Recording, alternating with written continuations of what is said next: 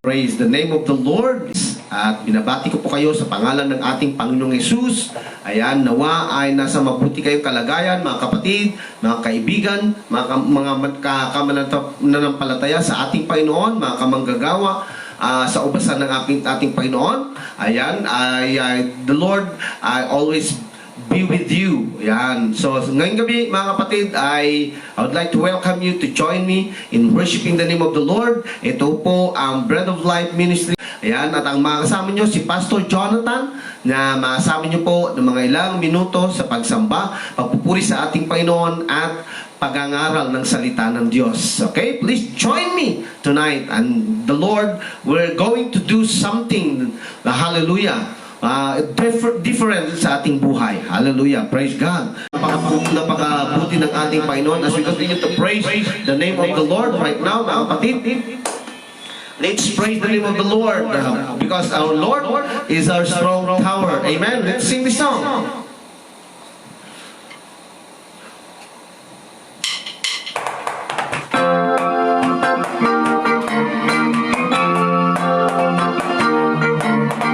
Yes, hallelujah.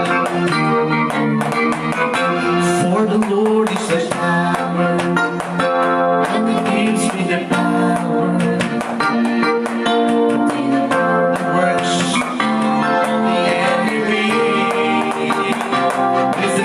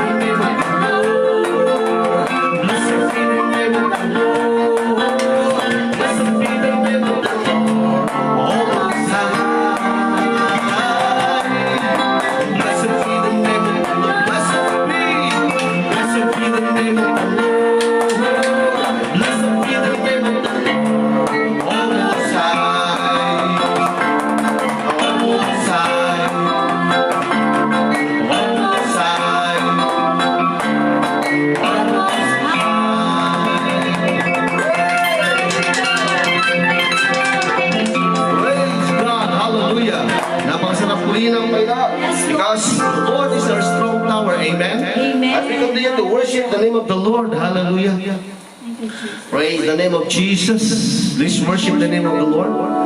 Let's sing this song.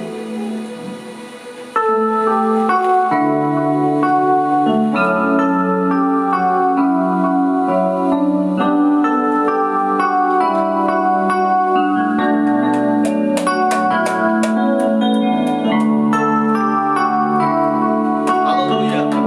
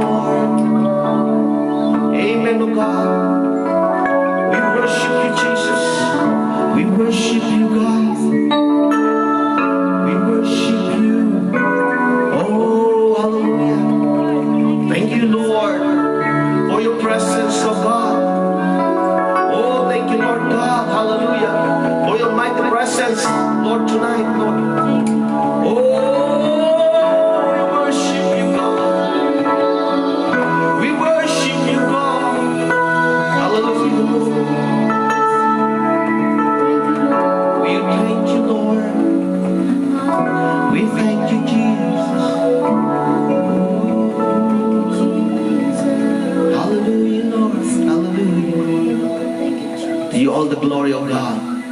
In Jesus' name, amen. Praise the name of the Lord. Napakasarap magpuri sa ating Panginoon. Amen po ba? Amen. Okay. So, praise God. Tayo po ay dadako sa salita ng Diyos. Tonight, our topic for tonight message, truth that sets you free. Ang katotohanan na magpapalaya sa iyo.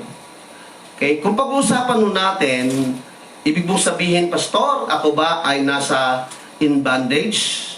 Ako ba ay nasa under na pag-aalipin ng isang force, ng isang trials, ng isang problema, ng isang kasinungalingan? Ayan. Ako ba, Pastor, ay nasa ilalim nun at in bondage? I don't know your situation, my dear friends, but I would like to share with you the topic about truth that sets you free. We know the truth, we read the truth, we fully understand the truth, but the problem is we did not live in the truth. Alam mo natin ang katotohanan.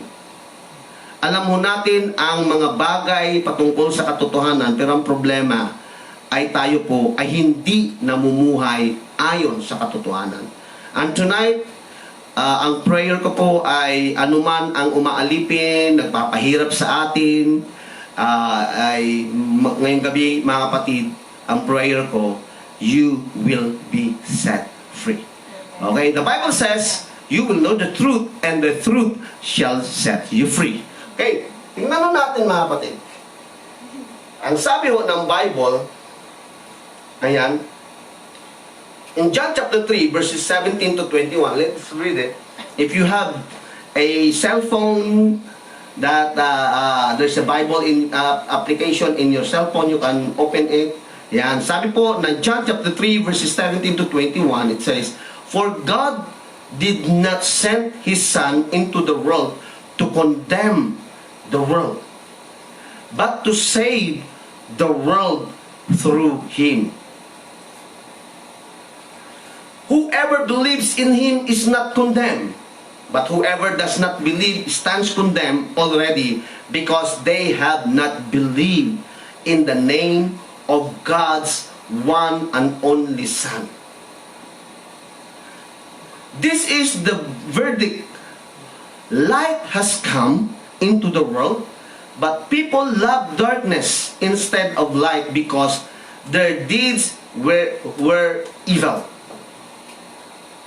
Everyone who does evil hates the light and will not come into the light for fear that their deeds will be exposed.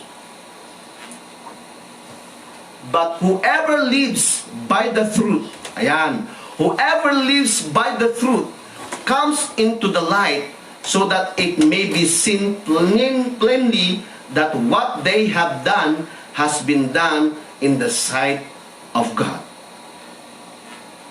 Napakasarap po nabasahin ng salita ng Diyos. Now, we're going to discuss tonight about the truth. Okay? Ano nga ba ang katotohanan? Alam niyo po, if in a situation, sa isang sitwasyon, alam niyo po, nauuso ngayon yung fake news. Nauuso ngayon po yung mga kunting katotohanan, pero karamihan kasinungalingan. And even the devil tries to convince us to live not according to the truth, but according to the lies of the devil. Okay? He's using the situation.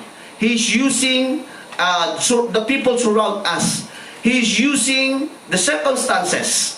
The devil tries to make the circumstances in our lives for us to live according to lies, to the lies nyo ng kasinungalingan. Alam mo natin, sabi ng Bible, si Satanas ang ama ng kasinungalingan.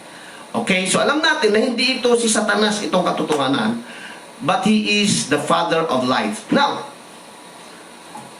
tingnan natin dito mga kapatid. Sa mundo, maraming mga tao ang naghahanap ng katotohanan. Maaring isa ka doon. Ano nga bang katotohanan? Okay? Anong bang katotohanan na dapat nating ipamuhay sa buhay natin? Example po, okay? Ano nga bang hinahanap nating katotohanan? Na, halimbawa ako nga ba ay tunay na Kristiyano? Ako nga ba ay hindi Kristiyano? Okay, so minsan dumarating sa buhay natin because of sometimes circumstances comes in our lives at dumarating yung punto na, o nga no, hindi yata ako Kristiyano, yan. Okay? Lies ng kaaway po yun. Because sabi po ng Bible, he who believes to the Son of God, he who believes to the Son of God is not condemned. Pag-usapan ho natin yan, mga kapatid. Sa mundo, maraming tao ang naghahanap ng kalayaan. Okay? So people try to search for the steps, formulas, factors for them to live in freedom. Okay? Sapagkat alam nila sa kanilang sarili, sila po ay naisa in bondage in some situation. Nasa in bondage in some area sa buhay nila. Maaring doon sa kanilang kaisipan, they are just confused because of what is happening sa buhay nila, or kaya yung doktrina na kanilang pinangahawakan. Okay? Mga kapatid, tama na pinaniniwalaan natin ang tamang doctrine of the Bible. Pero mas maganda po na katulad ni sinabi ni Pablo, na sabi niya, it's not what I believe, but it is I know whom I believe. Importante po na ang ating pinaniniwalaan, sabi ng Bible, is the Son of God, the Jesus. Sabi po dito, sabi po ng Bible na binasa natin, God sent His Son not to condemn the world. Okay? Not to condemn the world, but to save the world. That is the truth. Yan po ang katotohanan. Okay? God doesn't want us to live in lies, doesn't want us to live in bondage, but God wants us to live in freedom. That's why He sent the truth of the Word of God. Mga kapatid, tingnan natin, magpatuloy tayo mga kapatid. Ang mga tao ay binago ng katotohanan ng maling impormasyon. Okay, ano ibig sabihin nito? Sometimes, ang akala natin, ito yung katotohanan na nagbigay sa atin ng tamang ideya, pero it is a wrong information. Example lamang po noon. Akala natin na kapag tayo po ay nag-pray ng paulit-ulit na prayer, saved na tayo. Akala natin noon, kapag ka nag-offering tayo, nagbibigay tayo ng abuloy, nagbibigay tayo ng tulong sa mga mahirap, saved na tayo. This is just a lies of the devil. Yan. Ito po ay tinakpan niya yung talagang katotohanan. Ang katotohanan, the Son of God, which is Jesus. Sabi ng John chapter 14, okay? Nasabi niya, I am the way, the truth. Jesus is the truth. Siya po ang katotohanan na pinadala ng Diyos Ama. Na kapag, sabi ng Bible, na kapag naniwala ka at nanampalataya ka, okay? Ikaw po ay mapapalaya because you believe the truth of the Word of God. Tingnan natin, mga kapatid. Let's continue. Ang Diyos natin ay lubos na siyang katotohanan. Our God is the truth. Our God is the truth. Nothing but the truth. Okay? Ang Diyos natin. Bakit hindi natin paniniwalaan ang Diyos natin? Okay? Ang Diyos natin ang katotohanan. That's why we need to believe, sabi ng Bible na binasa natin, ano? Itong si John, ano ko? Nasabi mo ng Bible, he who believes to the Son does not condemn. But to those who do not believe to the Son of God, they are already condemned. Ayan, yung tumatanggi na manampalataya na si Jesus ang katotohanan at si Jesus ang kaligtasan, they are already condemned. Yun po ang sabi ng Bible. Okay, now, tingnan mo natin. Dalawa lamang ang uri ng mga tao sa mundo. Okay, sabi nila, isang taong nanluloko at isang taong naluloko. Okay. Hindi po yan. Ang punto ko po dito, ang mga taong may buhay na walang hanggan ay bunga ng pananampalataya kay Kristo. That is isang klaseng tao na yung taong nananampalataya kay Kristo, okay? Kay Kristo Jesus ay may buhay na walang hanggan. Yan yung isang klaseng tao. Pangalawa, yung isang klaseng tao naman, ang mga hindi naniniwala at dahil dito ay nahatulan na. Okay? To those who do not believe Jesus are already condemned. Kapatid, ikaw naniniwala ka, nanampalataya ka kay Jesus. So you are not part of the people who are already condemned. But you are part of a people that you have eternal life. Praise the name of the Lord. Praise the name of the Lord. It is a privilege. It is not a demand natin. Hindi natin dinidemand to, but it is a privilege given by God to us because of His grace and because of His mercy. That is the truth. Through Jesus Christ, grace and mercy of the Father had been sent to us, and we experience when we believe the Lord Jesus Christ. At tuloy natin mga kapatid. Okay? In John chapter 3 verse 18, sabi niya, says, he who believes in Him is not condemned. Oh wow! That is the truth. Okay? Manampalataya ka kay Jesus Christ, sa ating Panginoong Jesus, sabi ng Bible, ay hindi ka nahatulan. Okay? Pero sabi niya, but he who does not believe is condemned already. Okay?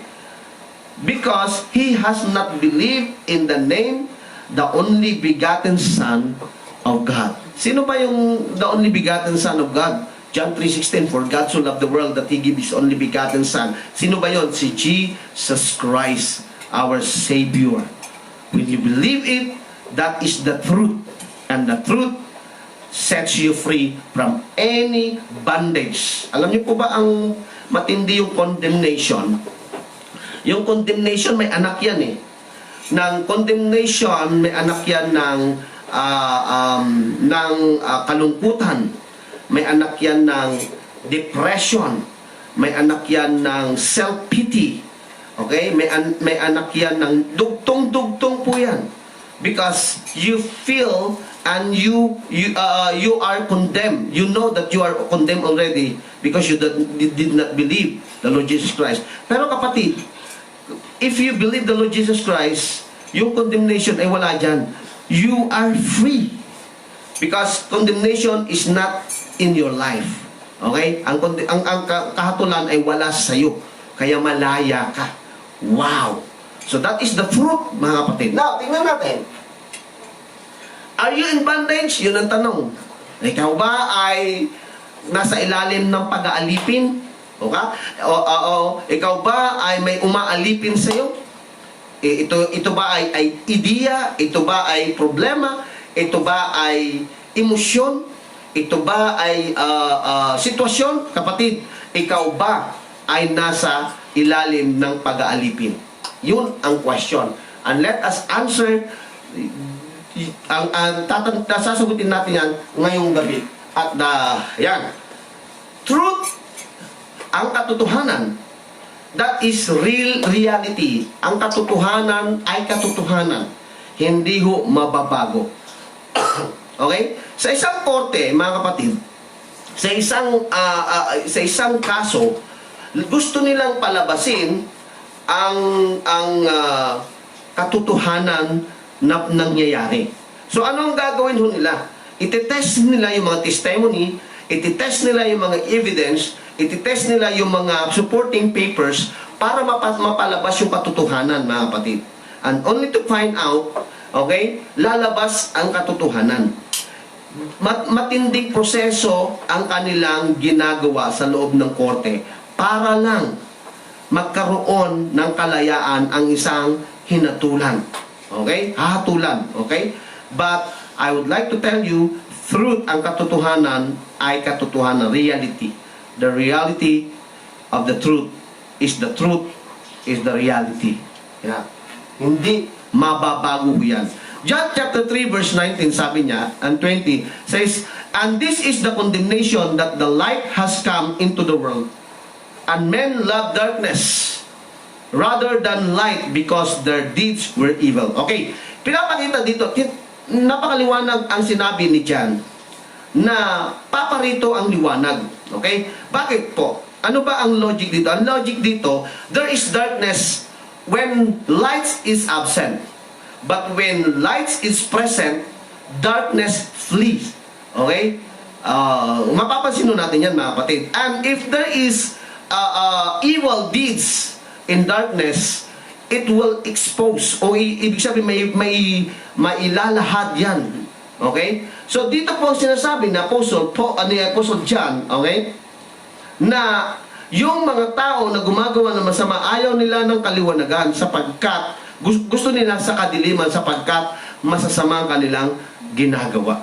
Yun po ang sinasabi ni John. Now, in verse 20, sapagkat ang lahat ng gumagawa ng masama ay napupuot sa ilaw. Okay? Kaya nga pala napipersecute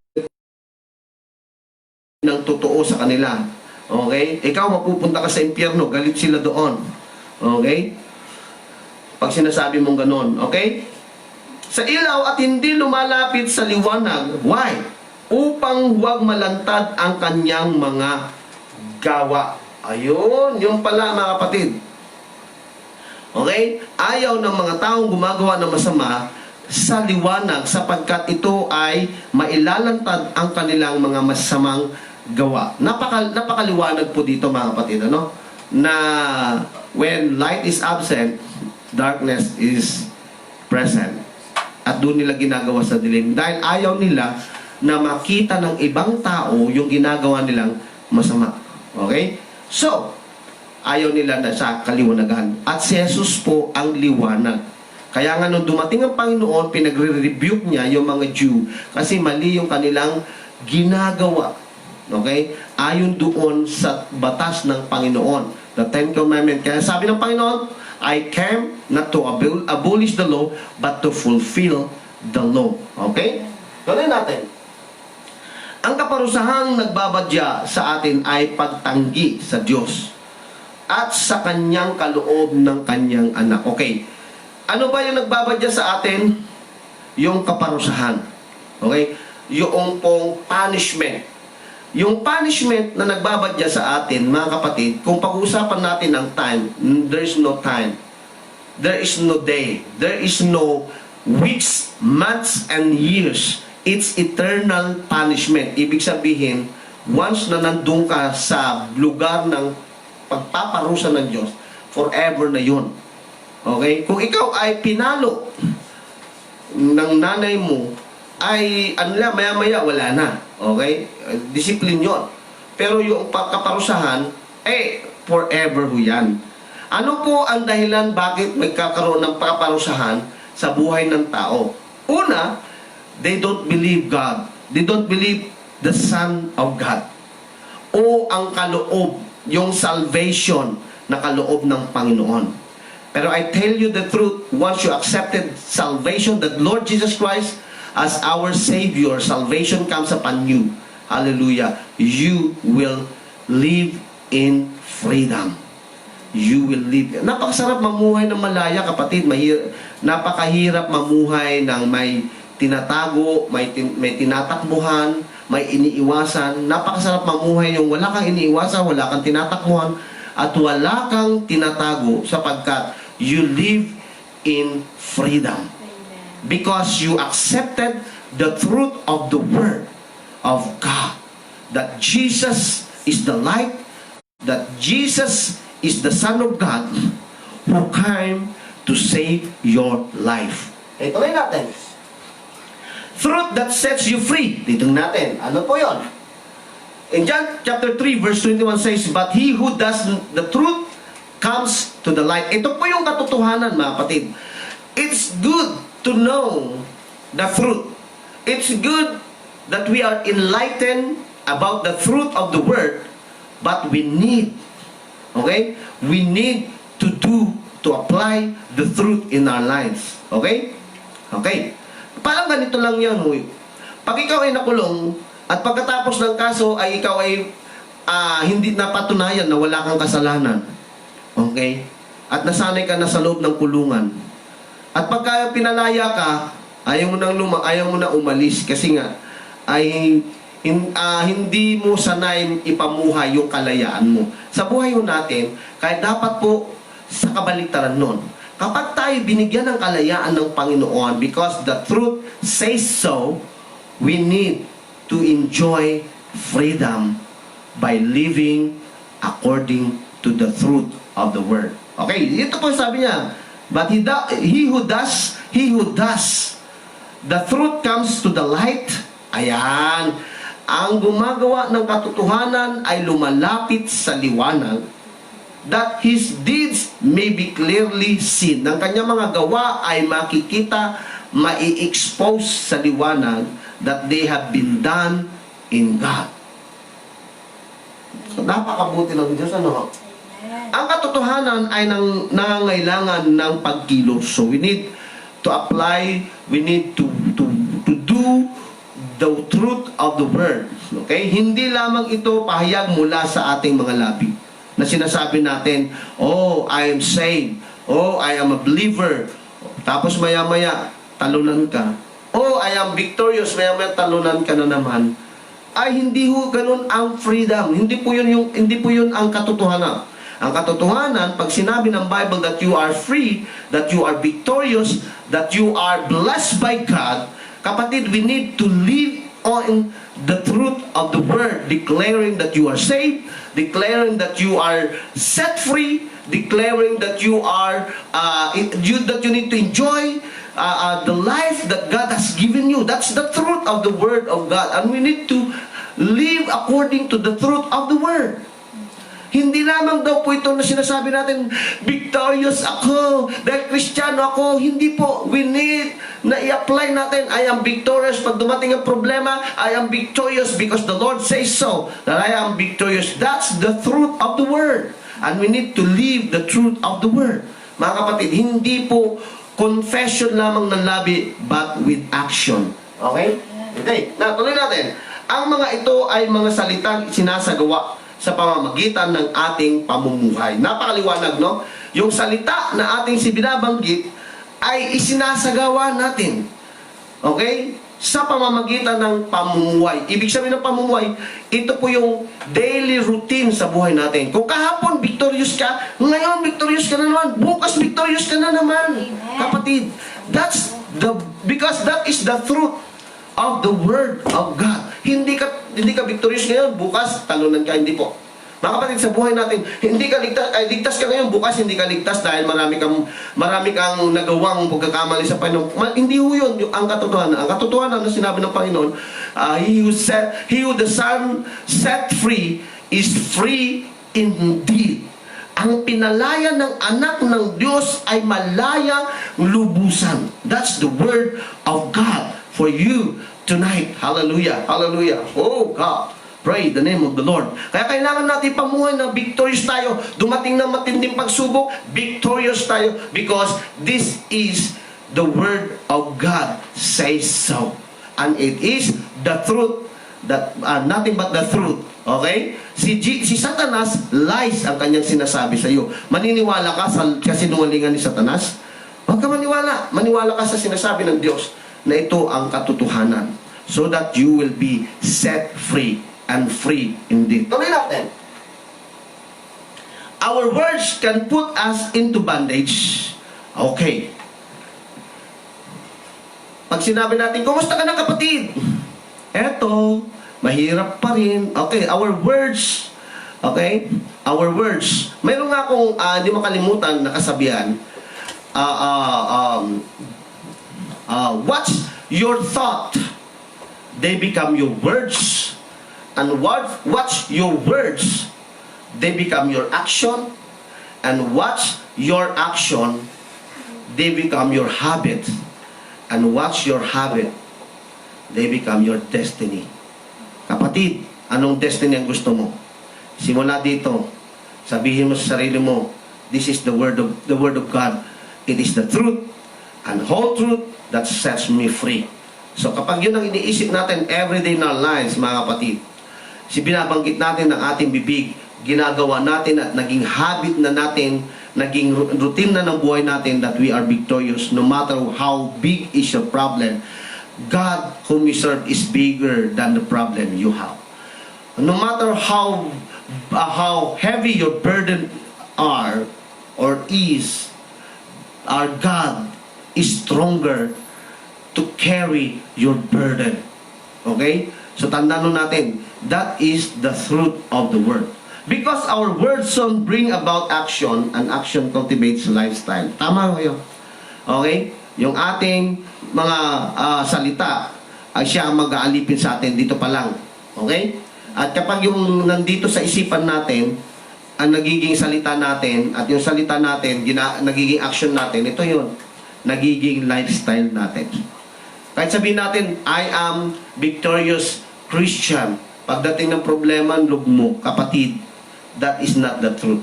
The truth is, you are not condemned when you believe the Lord Jesus Christ.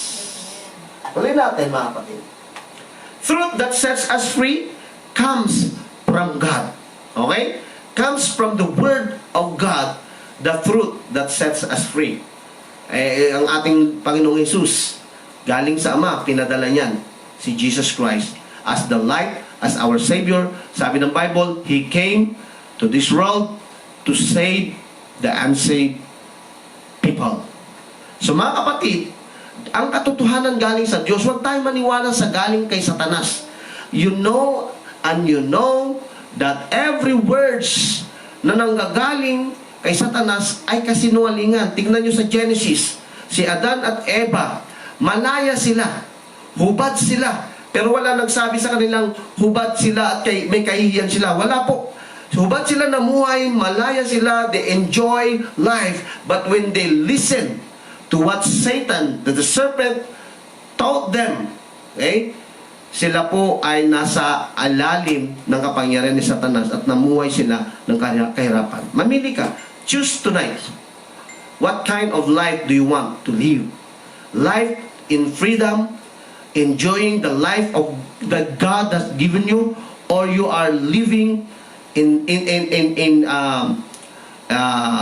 distress, living in depression, living in full of anxiety sa buhay mo. Kapatid, mamili ka ngayong gabi. Pero gusto kong encourage ka na mamili ka na mamuhay sa katotohanan na ikaw, once na naniwala, na nampalataya kay Jesus Christ as the Son of God, you are not condemned. No one can tell you, no one can say to you, you are condemned. Once you believe that the Lord, our God, Jesus Christ, okay, you are not condemned. That's the truth. Okay, tuloy natin.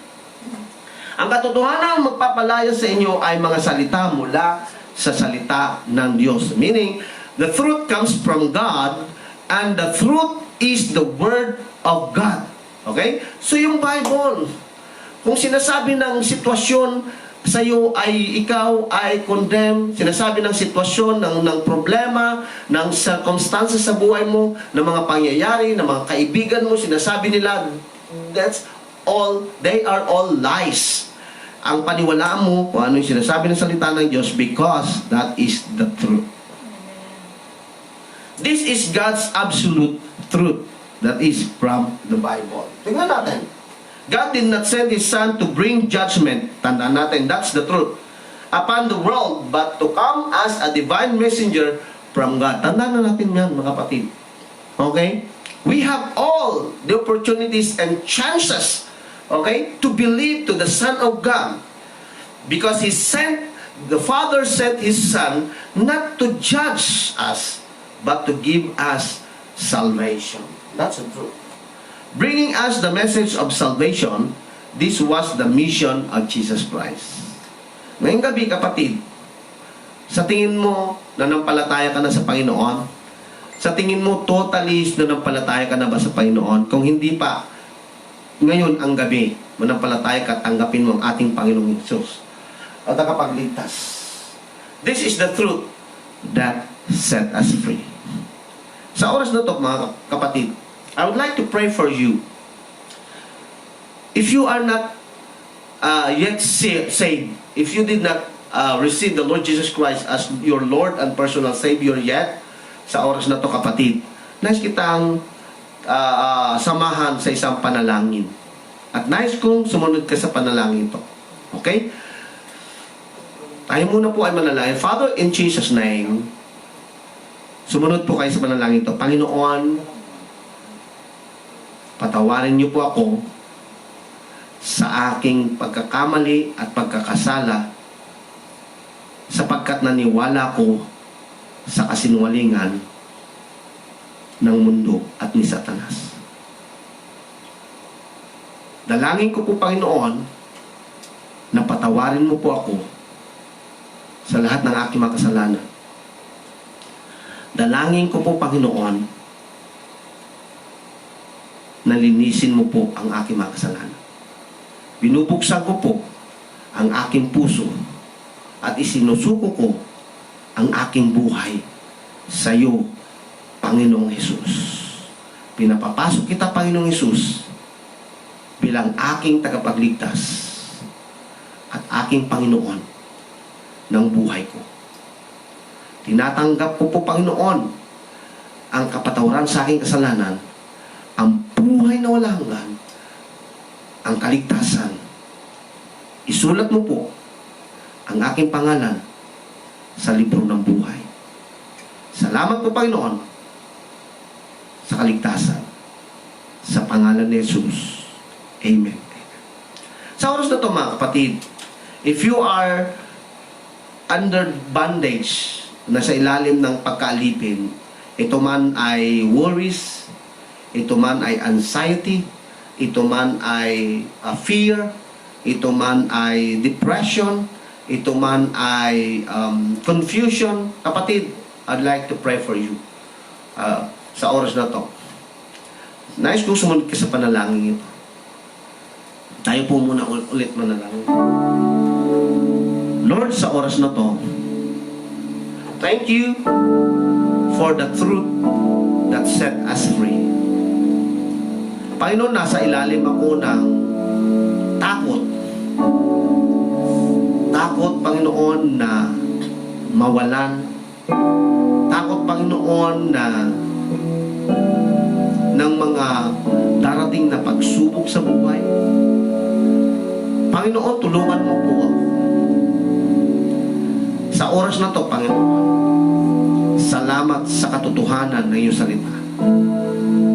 Ako ay naniwala na nampalataya sa iyo, Panginoon. At ako, Panginoon, ang condemnation ay wala sa buhay ko.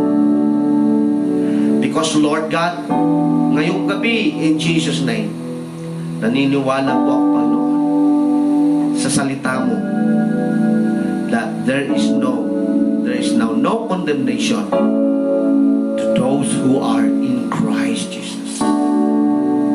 Right now, Father, in Jesus' name, alisin niyo po, Panginoon, sa aking isipan ang confusion, ang pagkalito, Panginoon, kung alin ang aking gagawin, susundin, paniniwalaan.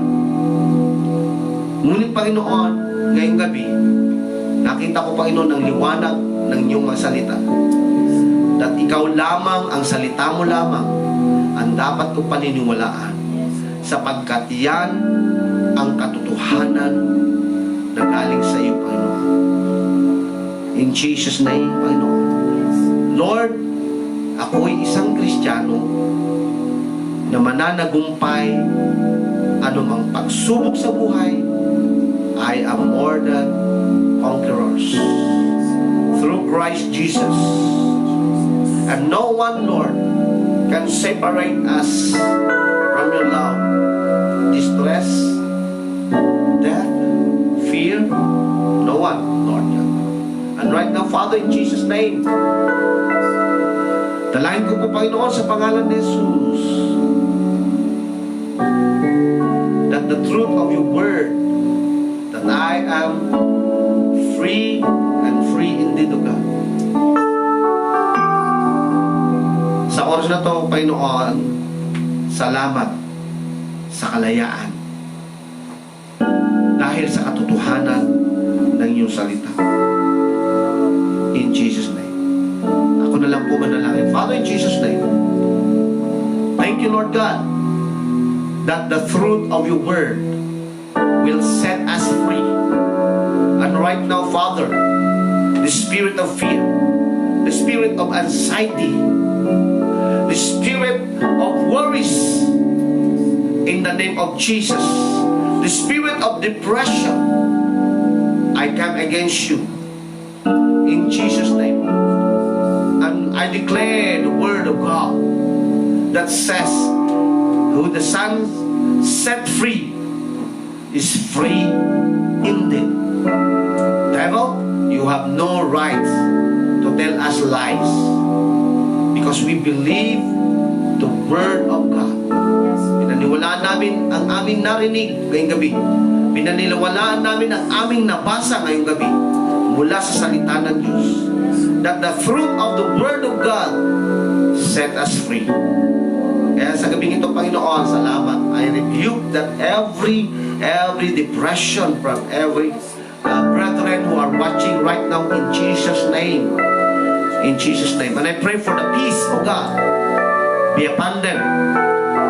I pray, Father God, for the joy to live in freedom, because your word says, hallelujah, oh, in the presence of the Lord there is fullness of joy, and in the presence of the Lord there is power, and in the presence of the Lord there is deliverance.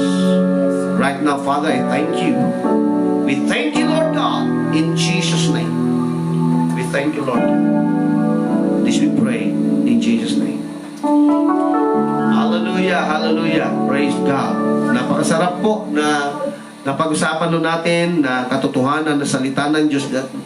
Kaya ngayong gabi, mga kapatid, ay nais kong na encourage kayo na magbasa ng Bible.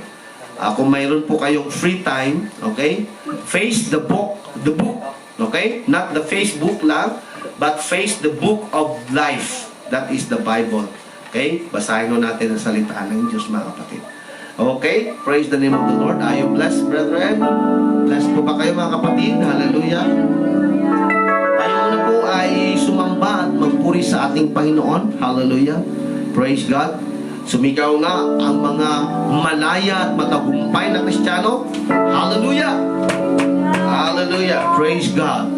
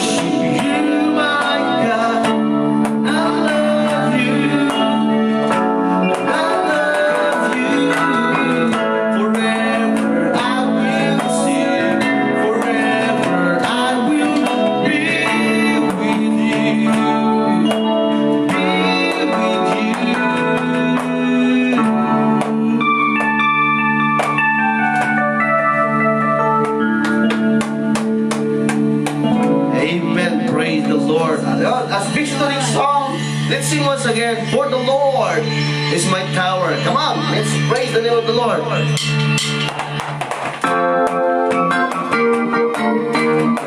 on, let's clap our hands for the Lord. Praise God. For the Lord is my tower, and He gives me the power to tear down the works of the enemy. Blessed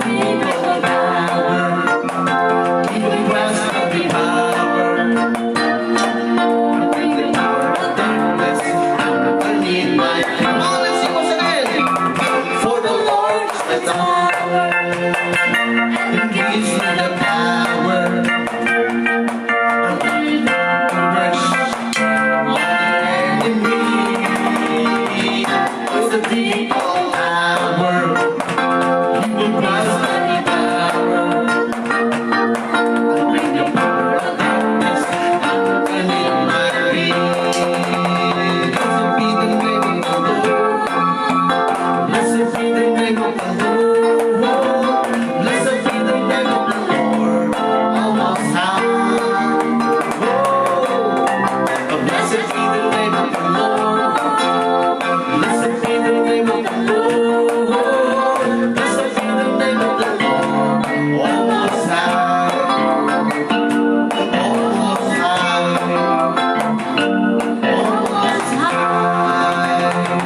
Praise God. Ayan, maraming salamat po sa inyong pag-join sa ating panambahan ngayong gabi. Praise the name of the Lord. Maraming salamat at pagpalain po tayo ng ating Panginoon. Ito po ang Bread of Life Ministry.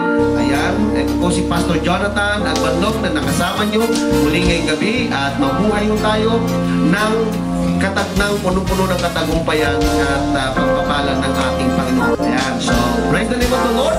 Ayan po, ito po si Pastor Jonathan na nagsasabi sa atin, God bless us all. Ayan, matulog ho tayo na may kapayapaan at kagalakan at katagumpayan. Ayan, at pagpapalan ng ating Panginoong Jesus.